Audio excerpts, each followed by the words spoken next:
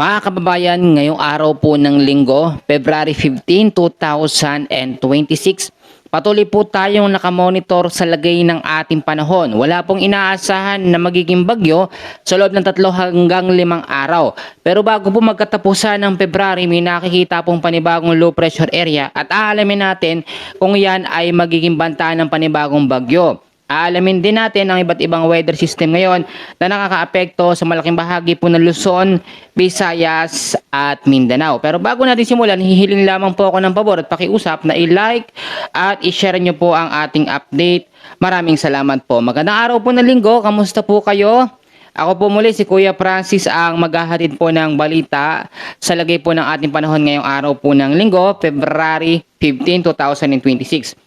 So sa inilabas po ng Pag-asa na tropical cyclone threat potential, actually kahapon, no, February 14, maulan, Valentine's Day, at hindi natin ina-expect yung mga tuloy-tuloy na pag-uulan dahil wala naman tayong low pressure area or aktibong bagyo sa loob at sa labas ng ating Philippine Area of Responsibility. Pero merong iba't ibang weather system, no? Tandaan nyo, merong iba't ibang weather system na nagpapaulan po sa ating bansa bukod sa mga bagyo. So dito muna tayo sa tropical cyclone threat potential na nilabas ng Pag-asa. So samahan nyo po ako sa ating update. So kung makikita nyo, sa February 20 hanggang sa 26, actually medyo matagal pa ito. Kaya nga sinabi ko 3 hanggang 5 araw, wala tayong maasahang LPA at bagyo, magiging clear. Pero may mga pag-uulan dahil sa iba't ibang weather system. May LPA po na namomonitor. So bagamat ito ay nasa low chance sa category para maging tropical depression, banta pa rin ito para sa magiging tinatawag natin na pangatlong bagyo ngayong 2026. Tatawagin pong bagyong Kaloy, no? Ang bagyong mabubuo kung sakasakali pong ma-develop itong LPA na ating namomonitor sa ating tinatawag po na tropical cyclone threat potential. So paglilinaw, walang aktibong bagyo ngayon sa kasalukuyan sa loob ng ating bansa. Pero eto, balikan natin yan, explain ko na sa inyo yung mga weather system na nagpapaulan po, no? Actually, inaasahan din ngayong araw po ng linggo, umaga pa lamang hanggang sa hapon sa ilang bahagi ng Luzon, Visayas at Mindanao magkakaroon ng mga pag-ulan at maulap na kalangitan. Sa tinatawag po natin na forecast weather condition, at eto, ipakita ko muna sa inyo yung ating pinakamapa para makita nyo yung direksyon ng hangin or yung iba't ibang hangin ngayon na nakakaapekto sa iba't ibang bahagi po ng ating bansa. Dito kasi natin pinagbabasihan kung ano yung mga weather system na nakakaapekto. Pansinin nyo mabuti sa ating pinaka-live na mapa. Ito po, kung makikita ho ninyo, clear tayo at walang bagyo. Pero sa tinatawag natin na forecast weather condition, dahil pa rin po sa shear line, zoom in natin at ipapakita ko sa inyo yung shear line. So sa mga hindi pa nakakaalam, ang shear line po ay kumpol ng ulap na nabubuo dahil sa salubungan ng malamig at mainit na hangin. So alam naman natin na ang malamig na hangin ay ang amihan o ang northeast monsoon at itong malinsangan or mainit na hangin sa karagatang Pasipiko, sila ang karagatan ng Pasipiko, ay ito pong easterlies. Nakikita nyo yung salubungan ng mainit at malamig na hangin, yun yung epekto, yung nagiging shear line. So, sa area ng Metro Manila, Central Luzon, sa mainland Cagayan, Isabela, Quirino, Nueva Vizcaya, Benguet, Ifugao, sa may Pangasinan po, sa may La Union, Laguna, Rizal at sa may Quezon, asahan natin umaga pa lamang hanggang sa tanghali, lalo na sa bandang hapon, ang mga cloudy skies, maulap na kalangitan na merong kalat-kalat na pag-ulan, pagkulog at pagkidlat dahil po sa shear line. So kung makikita nyo naman consistent na nananatili pa rin ang shear line, etong kulay asul na yan na mayroong mga pula-pula, yan po yung shear line.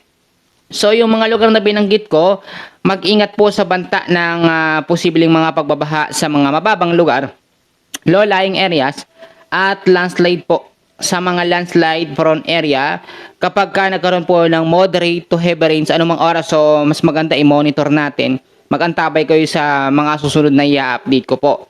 Samantalang dito naman tayo sa Medinagat Island, sa may Surigao del Norte, Surigao del Sur, sa may Basilan, sa may Sulu, and Tawi-Tawi, ang mga lugar ho na yan patuloy na makakaranas ng cloudy skies with scattered rains and thunderstorms dahil po sa easterlies. So eto, explain ko mabuti dahil nga po nakabalik na ang weather system na easterlies. Ito po yan, kung makikita nyo, yung mainit na hangin na gagaling sa karagatang Pasipiko, mas tumataas yung tsansa na kapag merong nabuong mga low pressure area ay palakasin po nito. Pero sinasabi ko sa inyo, nagkokontrahan pa rin ang mainit at malamig na hangin. Kaya naman nandiyan ang shear line. So ang easterlies nagbibigay din ng mga pag-uulan and usually bandang hapon yung epekto ng ulan nito. At kung mapapansin nyo, hindi na ganoon kalamig ang panahon. Mas nangunguna na kasi or mas nangingibabaw na kasi yung mainit na hangin o yung easterlies at nababawasan na po ang lamig na idinudulot ng northeast monsoon or hanging amihan. So Kuya Francis, ito na ba yung ibig sabihin ni pagkatapos na ng amihan season at papasok na yung habagat, no? So ito mga kaibigan, namnamin na natin hanggat medyo malamig-lamig pa ang panahon at bago magkatapusan o pagkatapusan po ng February ay mararamdaman natin ang mainit na panahon, mas mainit o heat index na tayo. So kahit heat index, meron pa rin mga sama ng panahon na nabubuo, pero madalas hindi yan natutuloy. So ito po, no, sa nalalabing bahagi naman po tayo ng Ilocos Region, the rest po ng Cordillera Administrative Region, the rest ng Cagayan Valley, ang weather condition po sa mga lugar na yan ay patuloy po makakaranas ng partly cloudy to cloudy skies with isolated light rains dahil po sa northeast monsoon or hanging amihan. So napapansin ho ninyo ngayon na kakaunting lugar na lamang ang apektado ng northeast monsoon or amihan. Actually, ang parte po ng Metro Manila, Central Luzon, mainland Cagayan, apektado pa dapat yan ng amihan o ng northeast monsoon. Pero lagi kong sinasabi sa inyo, pahina na ng pahina ngayon ang amihan o northeast monsoon at papasok na ang habagat, no? Kaya pag nagsanib yan, yung kontrahan ng hangin ng habagat at ng easterlies, minsan nakakapag-develop yan ng mas mainit po na panahon at minsan nakakapag-develop ng mga LPA or ng mga low pressure area. Uulitin ko, yung tatlong weather system po ngayon na nakakaapekto sa ating bansa, unang-una ang shear line, ang easterlies at ang northeast monsoon. Ito talong sa atin palagi. Kuya Francis, kailan ba mawawala ang epekto ng easterlies? Kasi kahapon daw, no, araw ng mga puso, yung mga nag-date, no, yung mga lumabas, lahat po sa family date, no, ay talagang nabasa, nahirapan dahil siyempre tuloy-tuloy yung mga pag-ulan. Yung iba hindi naman nakapaghanda. Walang payong o wala man lang mga jacket. So ang shear line po ay mananatili hanggat merong northeast monsoon, malamig na hangin at merong easterlies o malisang hangin sa karagatang Pasipiko.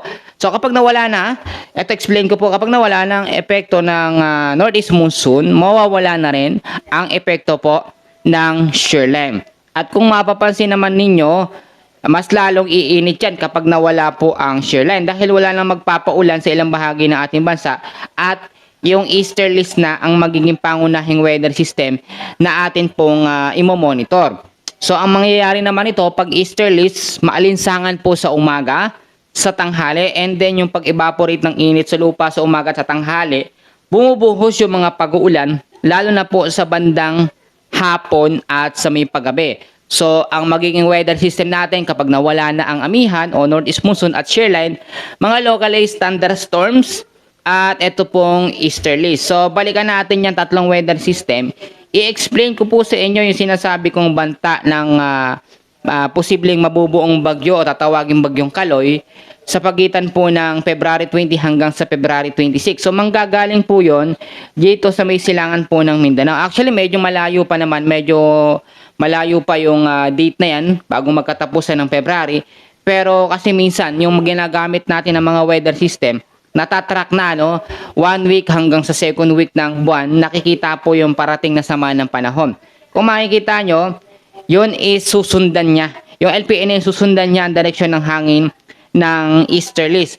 Kaya lalapit siya ng lalapit dito po sa may bandang silangan ng Mindanao at silangan po ng Visayas. Kaya yung mga nagtatanong sa akin kung saan ang magiging direksyon ng posibleng magiging susunod na bagyo, ito po, posibilidad ha, hindi ko sinasabing 100% na magiging bagyo, ay manggagaling dito sa may silangan po ng Mindanao. Pero ngayon, ang senaryo natin ito. Lagi ko pong ina-explain, kapag merong nabuong LPA, hindi natitrigger na lumakas. Dahil merong north, Northeast monsoon or hanging amihan sa may hilaga po ng Luzon. Alam po natin yan ha, lagi ko sinasabi, lalo na yung naunang dalawang bagyo, yung Ada, yung Basyang, hindi yan lumakas dahil kinontrayan o pinahinayan ng amihan.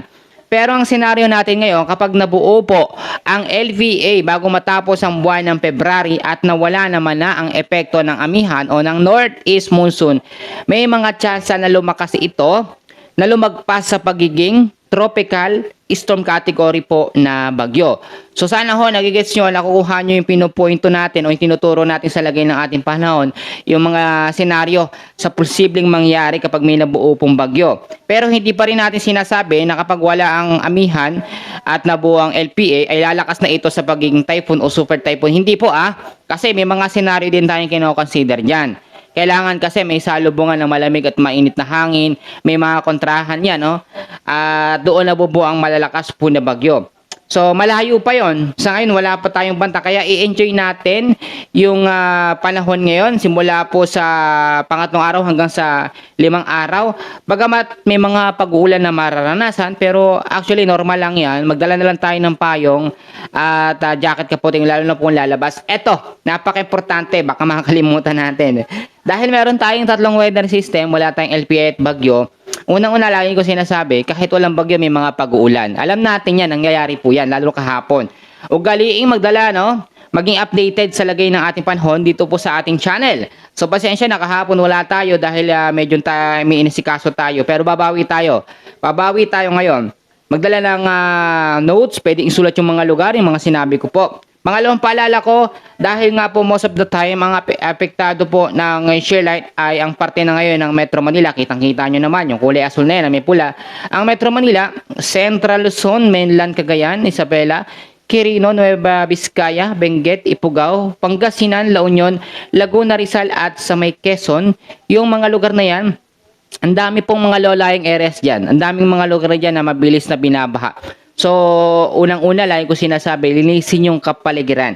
Yung mga plastic, yung mga basura, isegregate po sa maayos na lagayan, maayos na tapunan ng basura para kapag mayroong mga pag-uulan, hindi magkakaroon ng biglang pagbabaha. Actually, ang pag-uulan po na dulot ng shear line, hindi naman ito sobrang malakas, pero consistent ito, no? Yung tuloy-tuloy ba pero mahina lang. Pero kapag ganun kasing tuloy-tuloy, kayang magpabaha pa rin yan ng mga ulan. Kung titignan po natin sa heavy rainfall warning, pasok yan sa tinatawag na 50 to 100 mm sa dami ng pag-uulan, yung ibinibigay po ng shear line, which is, yun po ay nasa yellow warning, signal po ng heavy rainfall warning, no? So, klaro po tayo doon. Yung pangatlong paalala ko, like ko sinasabi, may mga pag-uulan pa rin tayo, dapat meron tayo nakaready ng mga go bags. So, hindi lang pang bagyo yung go bags natin, hindi lang pang lindol, no? Pang araw-araw po yan. Importante yan. May bagyo man o wala, dapat meron po tayo nun. So, yun yung parang maliit na bag na kompleto. Merong flashlight, merong emergency kit, no? Merong medicine kit. Lahat po ng mga yan dapat nakalagay sa isang bagay na pwede natin kuhanin agad. So, isang paalala ko, yung mga importanteng gamit natin, iayos natin, ilagay sa maayos na lagayan, lalo na yung mga lugar na binanggit ko. Hindi rin na ligtas yung ibang lugar dapat kasama rin kayo sa nagpa-participate sa mga ibinibigay kong paalala. Mga appliances, mga dokumento, segregate natin, lagay natin sa maayos na lagayan para pag may mga malalakas sa pagulan, pagbabaha, mas madali lang bitbitin. At eto, yung isang mapaalala ko, ngayon po kasi, no, yung iba nagpapaayos ng bahay, yung mga bubong dino-double check kasi pagtapos po ng amihan season, medyo makakaranas tayo ng mainit na panahon. Pero alam nyo, last year, kahit po nasa tag-init season tayo o summer season tayo, may mga bagyo pa rin nabubuo. Yun kasi yung nagiging resulta ng climate change, yung pagbabago ng panahon natin na kahit summer o tag-init, may bagyo pa rin nabubuo, ano? Walang pinipiling panahon ngayon ng bagyo, mga kaibigan. At kahit matagal pa yung susunod na tag-ulan, mga July sa August pa, mga ganyan pa pong month yan, may mga bagyo, may mga naliligaw na mga bagyong nabubuo po. Pero sa pagkatala ng pag-asa ngayong February, 1 hanggang max na yung 2 may mabuo. So, wag tayong matakot. Wala namang bagyo ngayon, pero maging handa. Yung isang paalala pa na lagi ko sinasabi, mag-imbak at mag-stock ng pagkain po na tatagal ng pang-ilang araw. Alam nyo, yung mga nakatira sa mga malalayong lugar, sobrang importante yung mga paalala na sinasabi ko. Kasi kahit magpaulit-ulit ako dito, okay lang naman eh. Basta yung makikinig, okay, magbe-benefits po. Pero yung disregard o hindi papansin, okay lang din naman. At least, sinamahan nyo ako sa update at nakinig po kayo. Siyempre, busy rin naman sila. Marami ding ginagawa.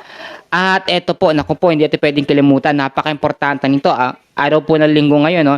Yung manalangin po tayo at magpasalamat po sa Panginoon. Pagkagising sa umaga, okay yung panahon, may ulan man o wala, ipagpasalamat natin.